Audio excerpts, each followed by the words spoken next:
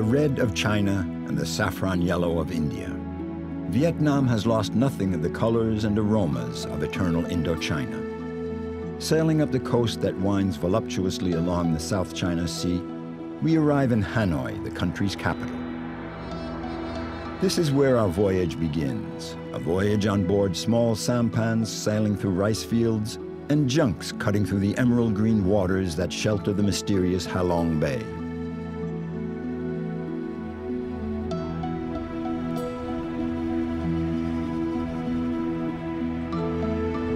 The morning mist is still clinging to the surface of the Red River, but Hanoi is already up and about.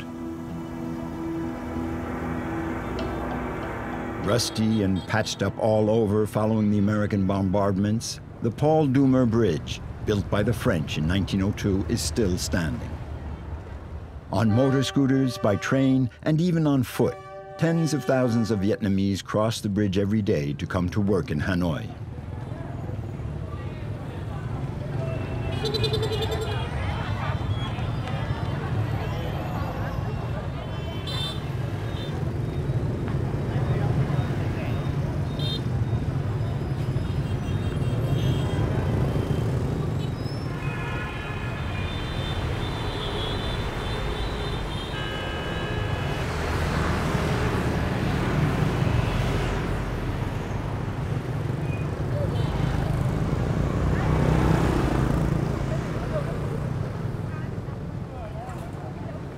Shady pathways, lakes, pagodas. This is another facet of Hanoi.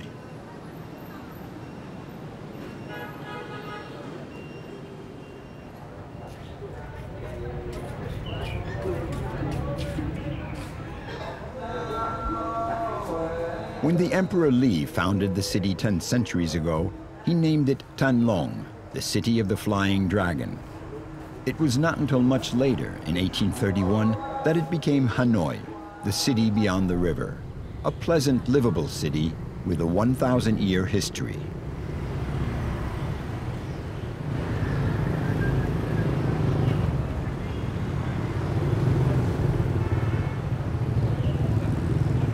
This gate marks the entrance to Hanoi's historical Old Quarter, the 36 streets and guilds. The installation of the guilds here dates back to the Li dynasty, when the emperor requisitioned the craftsmen for his own usage and that of the court. This is why now the names of all the streets in this working-class district begin with Hang, guild in Vietnamese. Hang Bac, the silversmith street. Hang Gai, Silk Street. Hang Ong, Herb Street.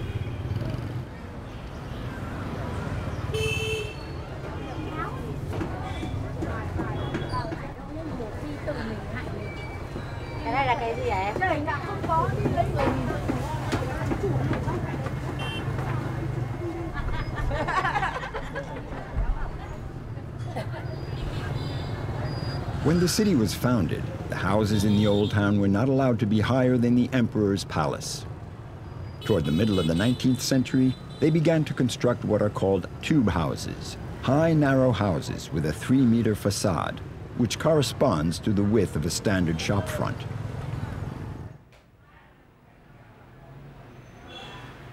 Inside this old house, restored with great care, we can savor the atmosphere of a bygone epoch.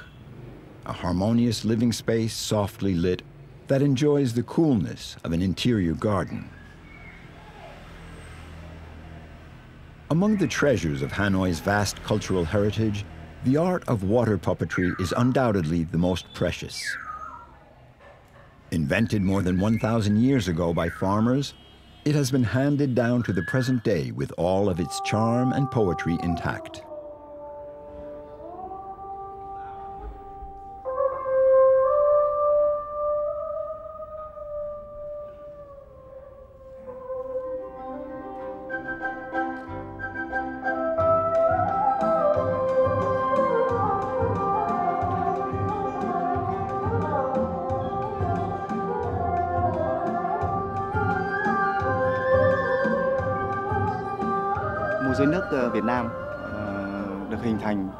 Water puppets were created in the 11th century under the Li dynasty.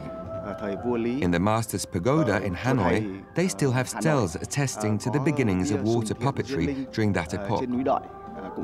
The puppet shows took place first in the villages of the Red River Delta, in the Bac Bo region of northern Vietnam. The stories that they related would depict the everyday life of the Vietnamese peasants down through the centuries.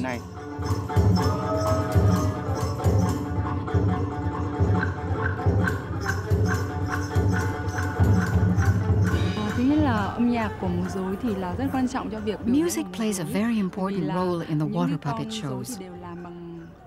The puppets are made of wood, so it's the music that gives them a soul and brings the feeling of each character to life. This music comes from the traditional songs, the popular operas, and the folklore of the North, like the Cheo, the Quan Ho, the Aswan.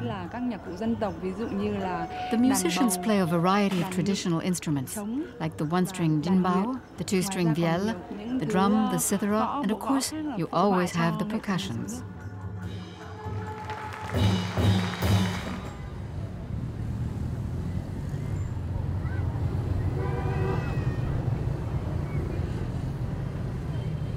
In the soft light of the closing day, the inhabitants of Hanoi make their way to the lakes and squares.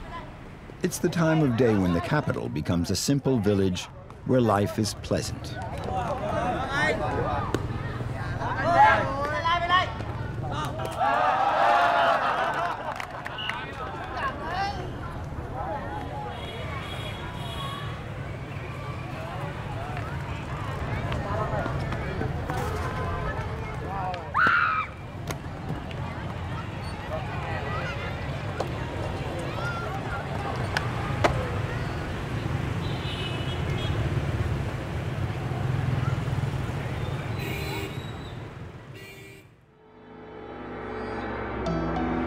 Leaving Hanoi, we head southwest to visit the famous Perfume Pagoda.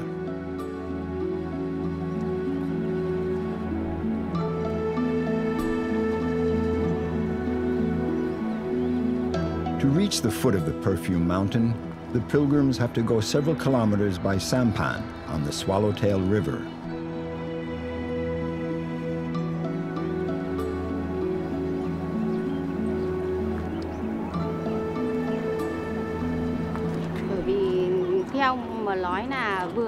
In general, people come here both to enjoy the scenery and to make offerings to Buddha. There are always people here, but many come on pilgrimage. It's at the beginning of the new year that there are the most people. By praying at that time, they hope to have good luck for the whole year. The pilgrims who come here are civil servants as well as your ordinary citizens. But they all come here in the hope of having fortune smile on them in the coming year. A number of Buddhist temples and shrines have been carved into the base of the limestone cliff. But all the pilgrims head directly for the summit.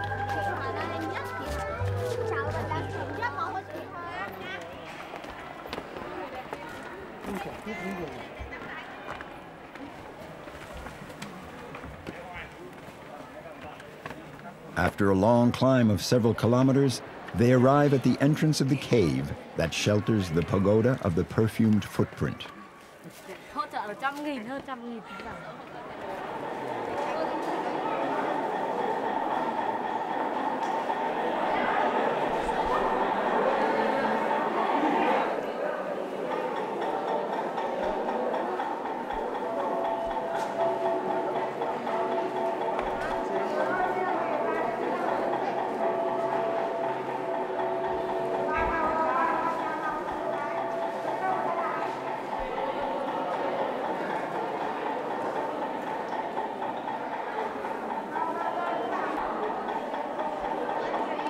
The pilgrims come with offerings to honor a great bodhisattva, a holy man who vowed to follow the path of Buddha. According to the legend, it was in this cave that he was transformed into a Quan Am, a sort of goddess of compassion who has performed many miracles, like helping sterile women conceive.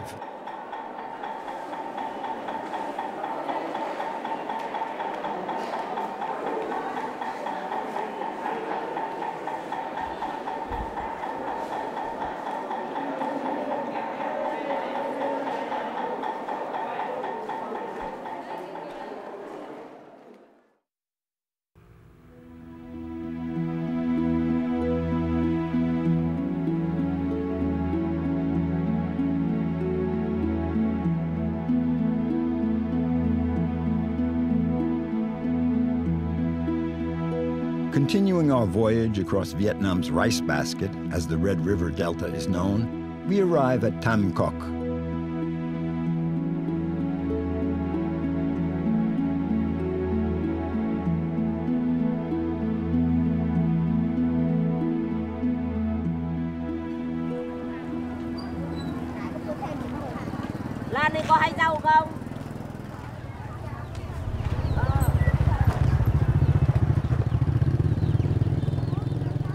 This is Madame Chu. She's going to take us to visit the region of Tam Coc. Well, as soon as she finishes her shopping.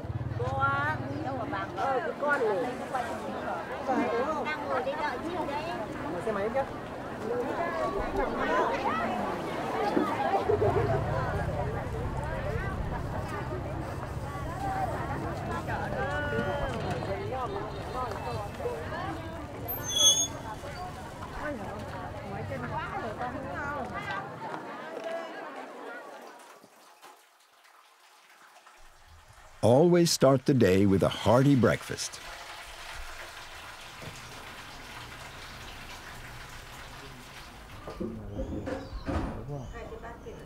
Following the North Vietnamese tradition, Madame Chu has prepared the Phou, a broth of soft rice noodles and beef, seasoned with herbs and spices.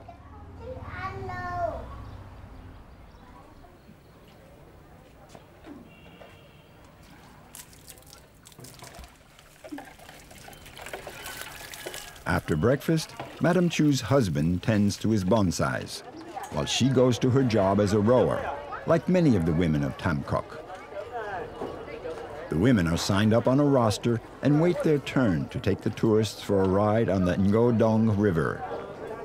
Sometimes they even have to wait a day or two before their turn comes up.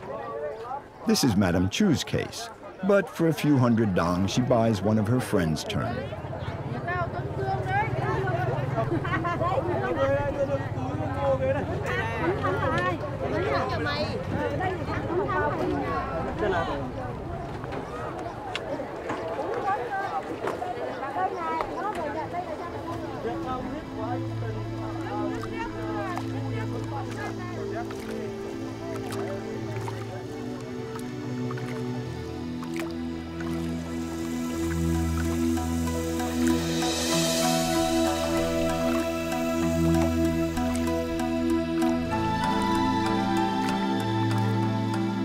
There are more and more visitors coming to admire this remarkable landscape, composed of limestone cliffs dominating the rice fields.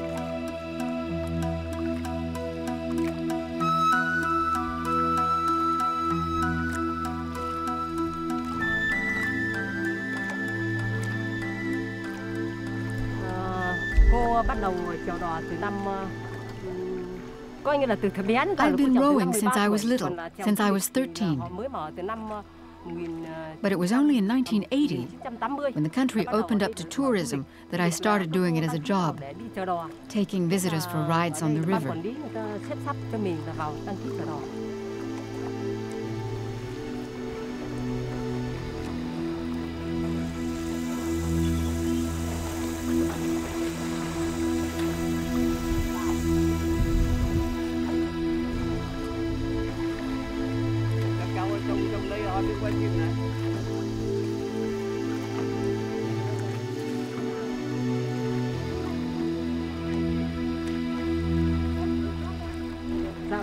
The water level varies. Right now it's normal, but during the months of August and September, after the monsoons, it's much higher. On the other hand, in January and February, when we replant the rice, the level will be much lower.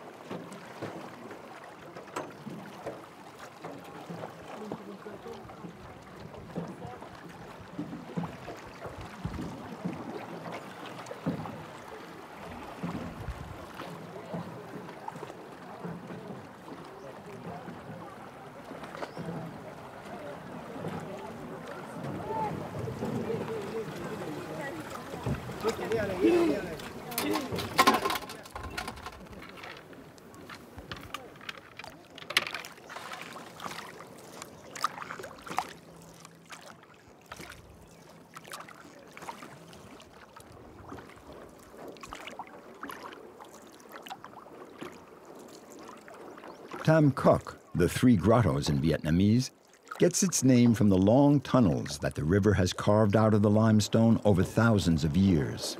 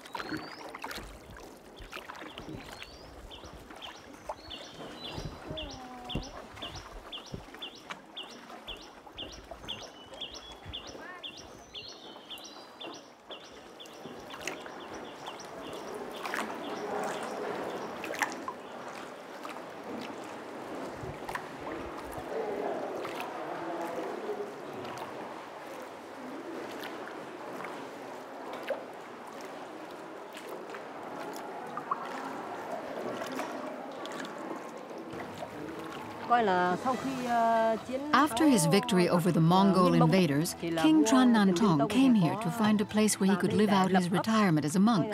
There's a spot back there called Wonam, meaning the place where the king wishes to rest. The mountain is shaped like a dragon head and a turtle. Along with the unicorn and the phoenix, they make up the four mythical animals that figure in Vietnamese legends.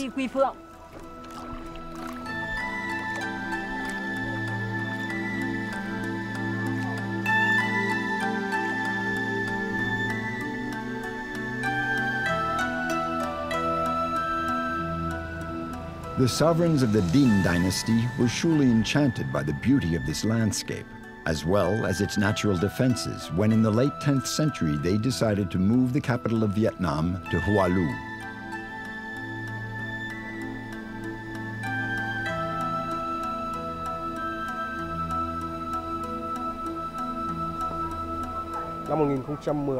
In 1010, when King Ly moved the capital from Hoa Lu to Dai La, the former name of Hanoi, the people erected a temple on the site of an ancient palace dating from the time of the Dinh kings.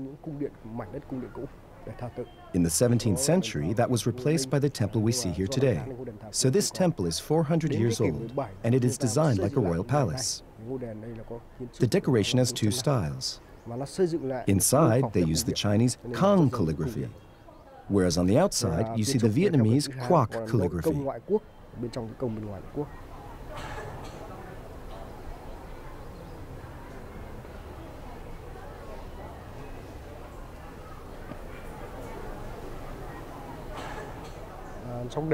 There are drums and gongs inside the temple.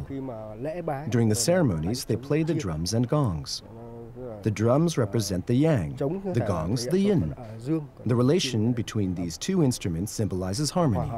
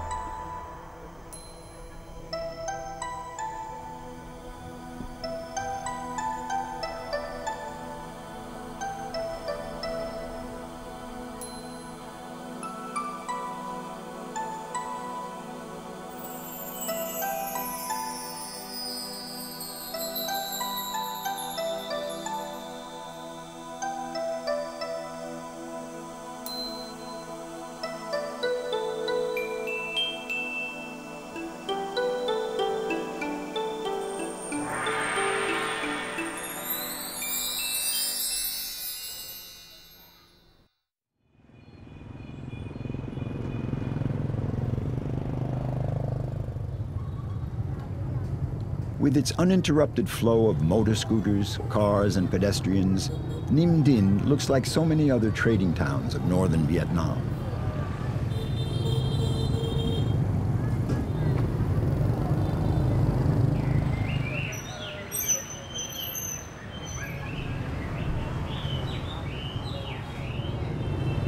A few details, like the large number of motor scooter shops, are evidence of the rapidly expanding economy.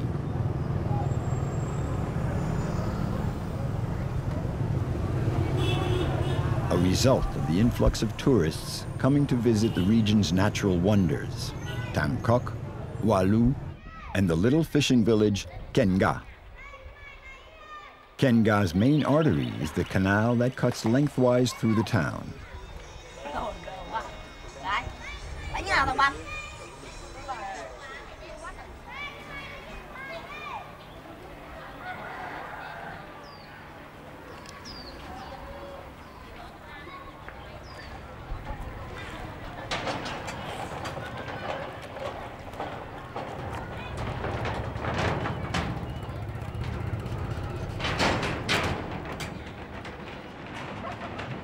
A floating bridge spans the river. On one bank stands a church. The majority of the population is Catholic. On the other, the hidden ruins of a Buddhist temple.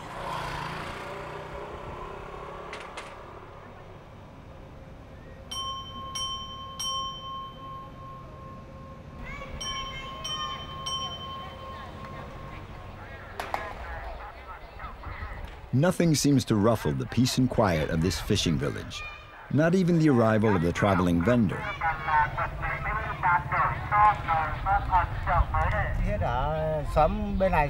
I sell a little bit of everything: pots, dishes, small household utensils, just about everything you could want for your everyday needs. It's a fact that the people living out in remote areas don't have access to stores and shops, so they need traveling vendors. So I sell more in those isolated regions than in the villages near the cities.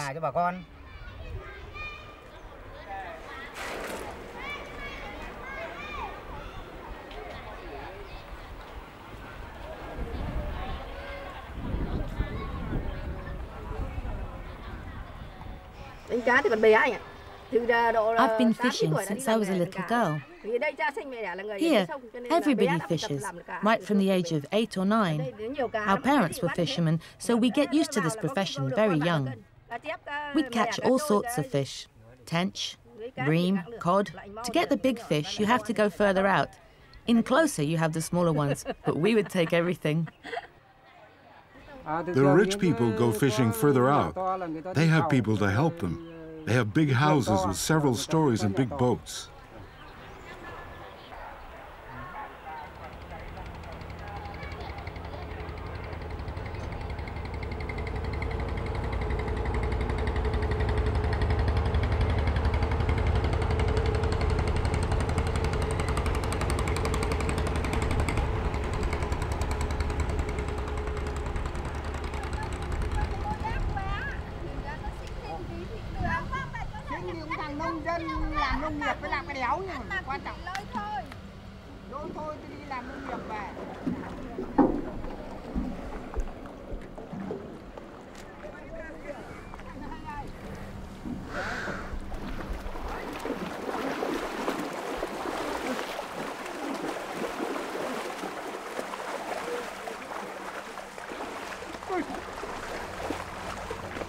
We've finished the first part of our voyage.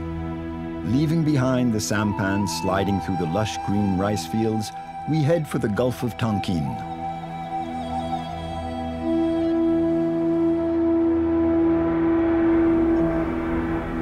In the early morning, our junk leaves the port of Tan Chau and sets its course for Halong Bay.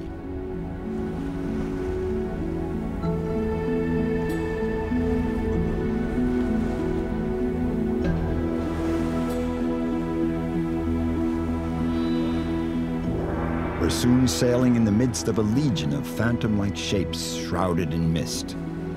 Certain legends relate that a dragon, fighting with the sea currents he wanted to tame, gouged out the mountains with his lashing tail, leaving only these strangely shaped rock formations emerging from the water.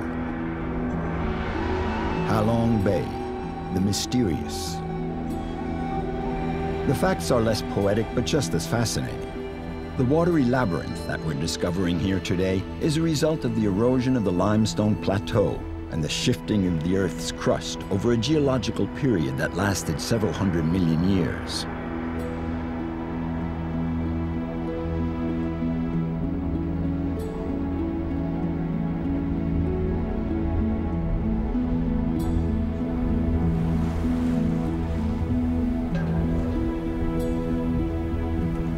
After a few hours on the water, we come to the floating village of Khao Van.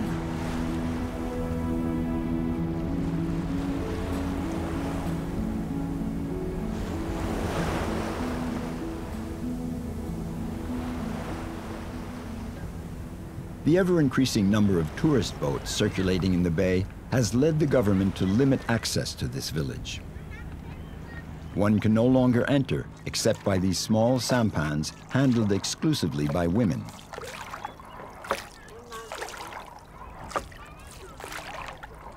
Tourism may be a good way for the villagers to supplement their income, but fishing continues to be the village's main activity.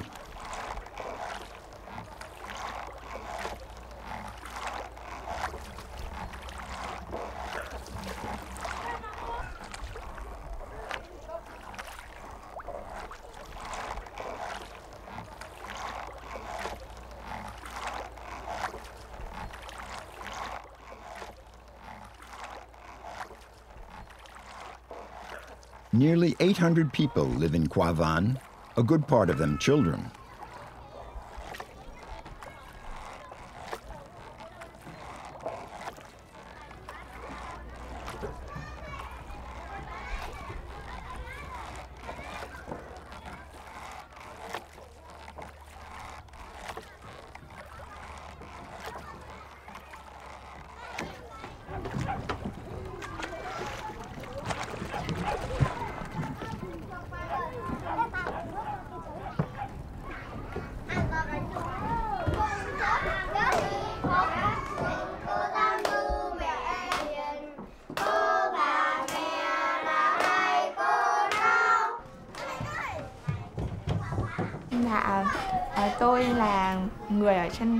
I come from the mainland.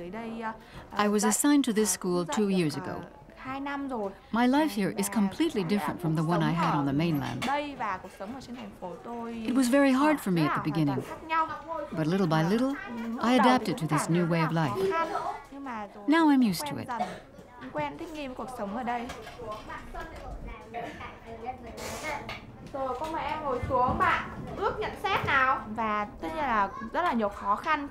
It's hard to maintain a regular rhythm of classes in a school like this one. This is a floating village of fishermen, and all the pupils have to work at home to help out their families. On top of that, the pupils are all of different ages, and it's sometimes hard to get around by boat, especially when the sea is rough. Sometimes we have to go to the individual family homes to encourage the children to come to school.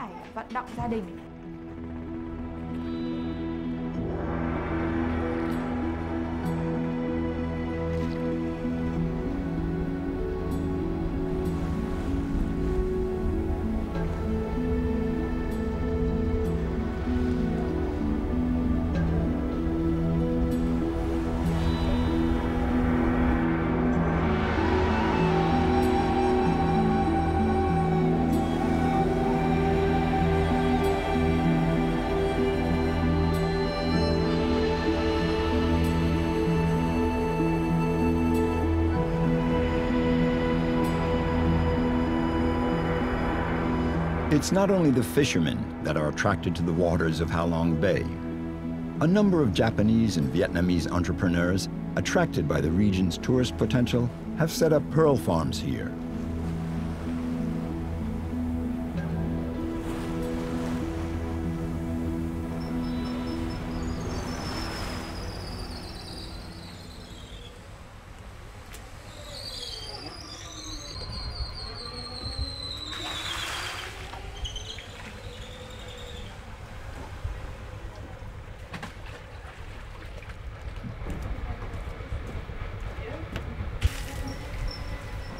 In Halong Bay, there are 2 sites for pearl farming, here and at Khong Do. In these 2 spots, the current is ideal for it provides an optimal amount of nutrients, and the salinity is just right. We don't feel the influence of the fresh water currents too much.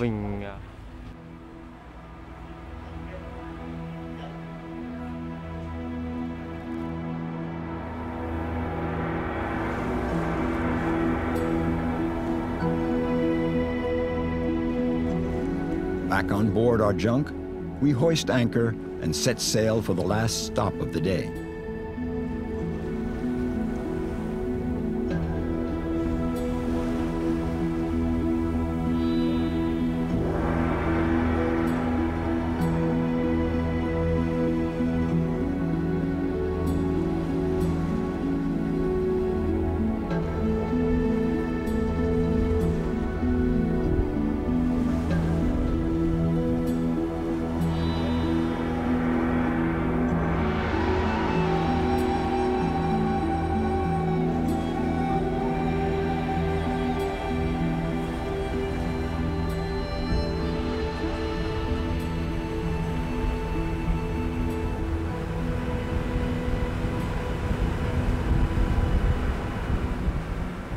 The limestone islands of Halong Bay are riddled with thousands of caves. The most impressive is the one the French named La Grotte des Merveilles, the Cave of Marvels.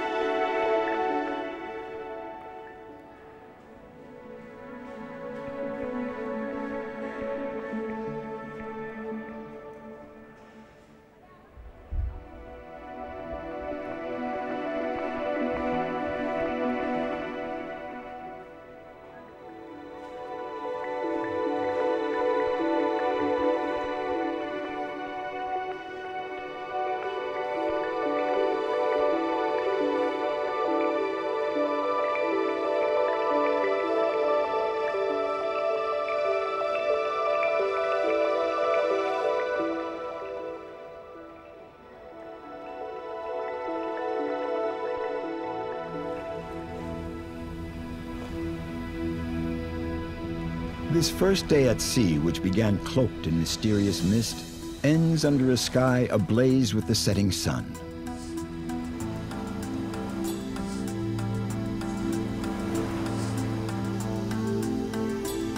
Halong Bay has certainly lived up to its promise. But while our fellow passengers enjoy the comfort of the junk, the local fishermen head out to sea.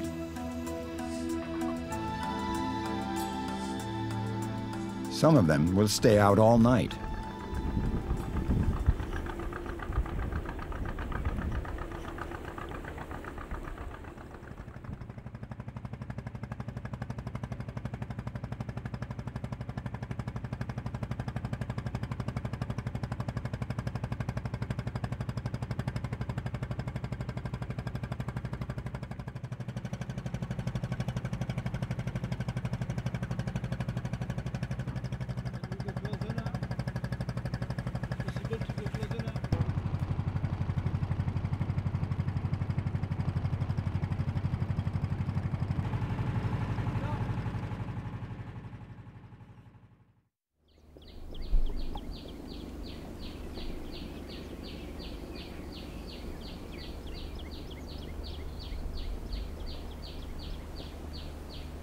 A new day breaks over Halong Bay.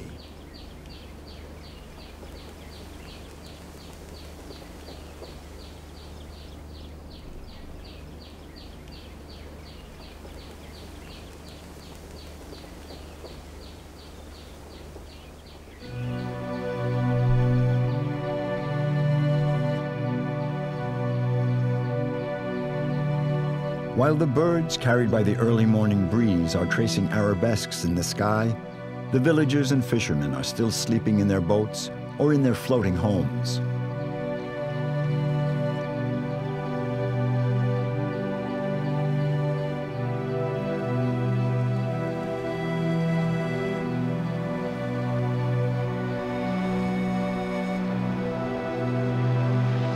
With each new day, we discover another face of Halong Bay.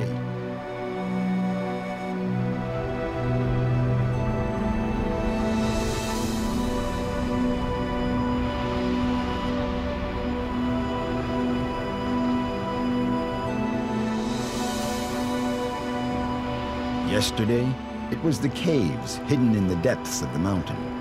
And today we discover the peaceful realm of the interior lakes.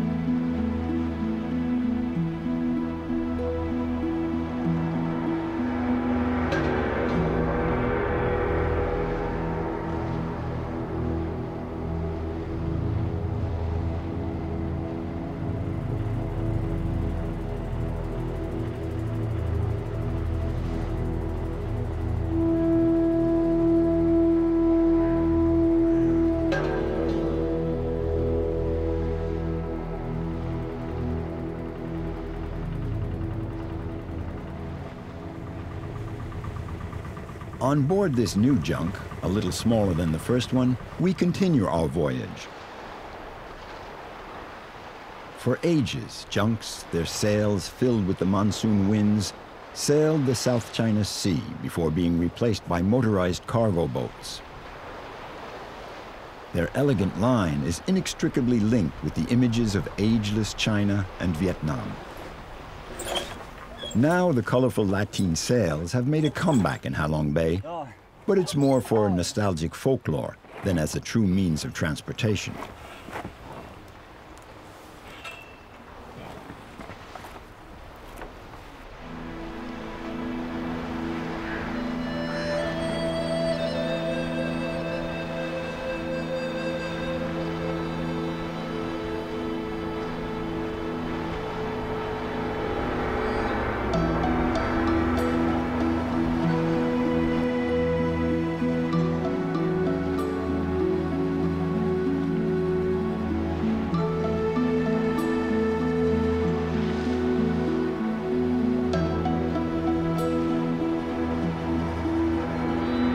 Sailing in the midst of these impressive stone totem poles with their dragon-like shapes, we head for Cat Ba, the largest island of the bay.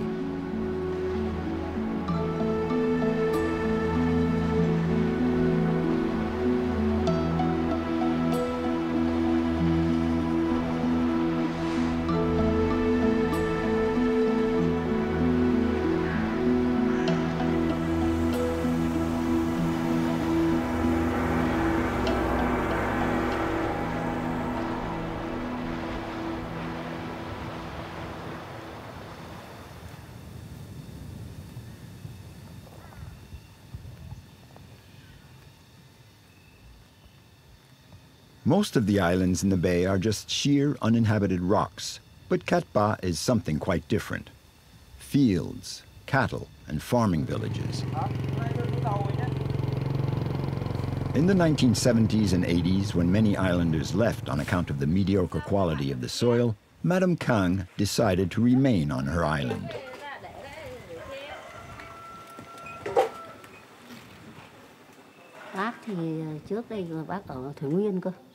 I'm from the NGUYEN region. Back in the colonial times, my home village was attacked by French soldiers. So, my parents left the village and came here. I was 7 years old. There were already people living here, and my whole family settled here. Now, I'm 75 years old, and I'm still here. We've been through good times and bad times here, but we still hang on. Lúc sung sướng cũng có, mà khổ ải thì cũng nhiều. Thì vẫn cứ bám lấy cái đất này thôi, chứ không đi đâu cả.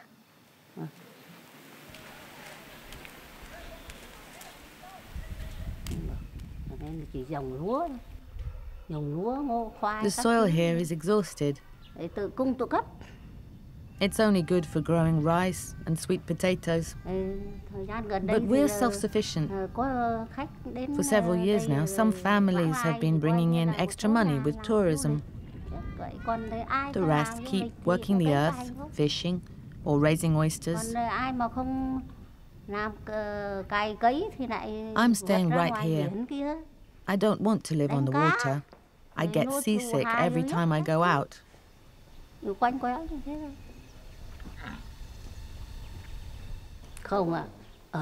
don't want to go out. I can go out a moment to go visit to my family, but I don't want to live there. I'm not used to walking on those floating platforms that move around all the time.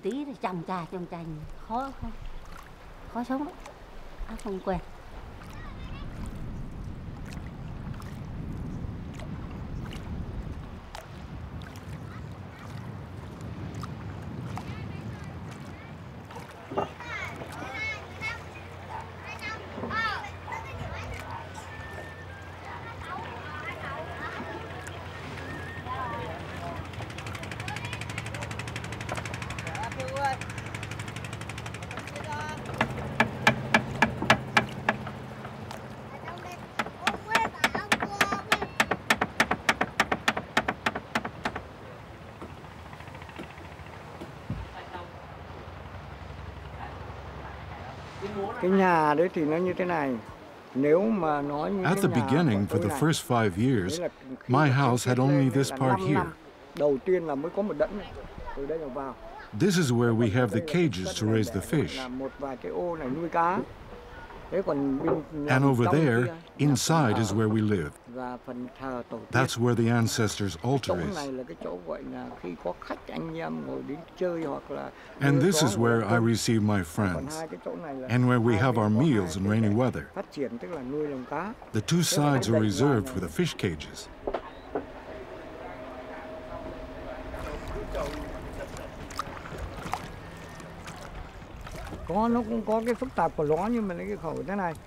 Living together is sometimes tricky.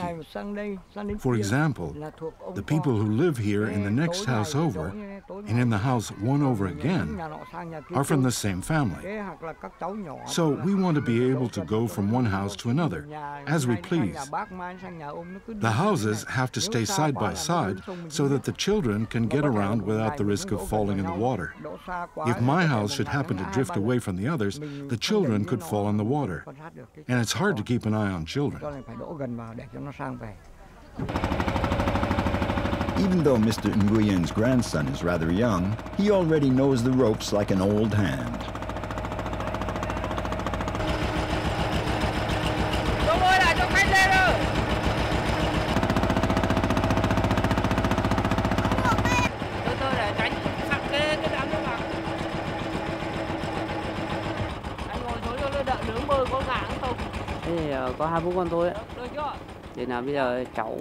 It's important that my son learn a profession.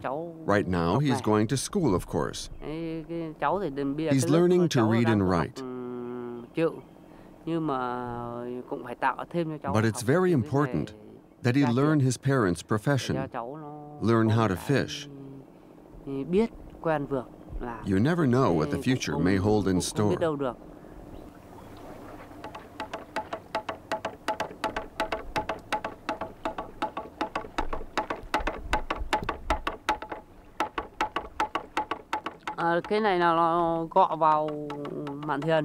The technique is like this. You bang on the hull to make noise, a lot of noise. The echoes of the noise travel far, to the shore, up to the mountains, and then the sound comes back here in the water. This noise surprises the fish. It scares them, all the fish, big and little. For them, it's like an earthquake. It was the old fishermen that handed this technique down to us.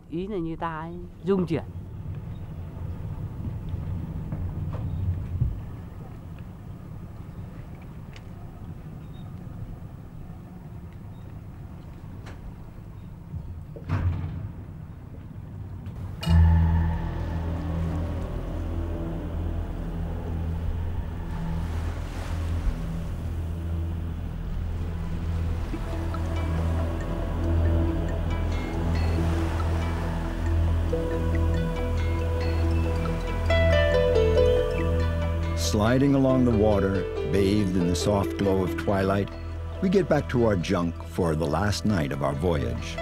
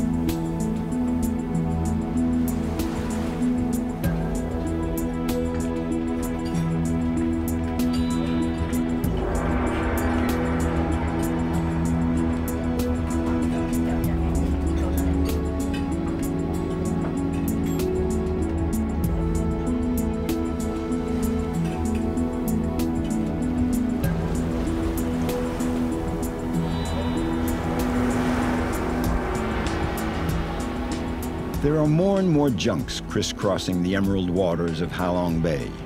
However, the beauty of this stunning spectacle enjoyed by tourists from the world over shouldn't obscure the fact that behind the postcard image of this mineral setting born millions of years ago, there are men and women deeply attached to an ancestral way of life and traditions who call this home.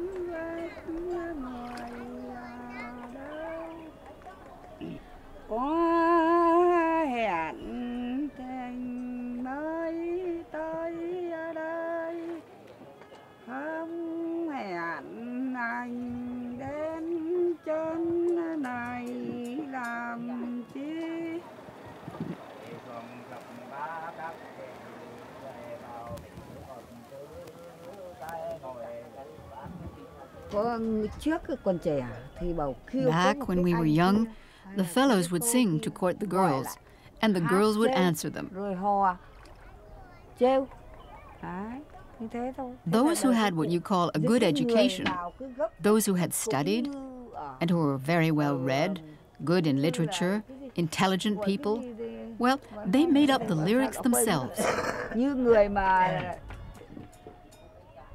Then they would teach them to their children and grandchildren. Yes, that's how it used to be.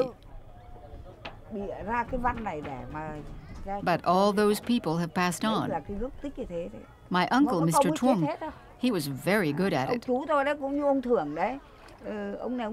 If a woman would sing for his pleasure, he'd come up with the lyrics to answer her right away. Then he would transmit them to his grandchildren.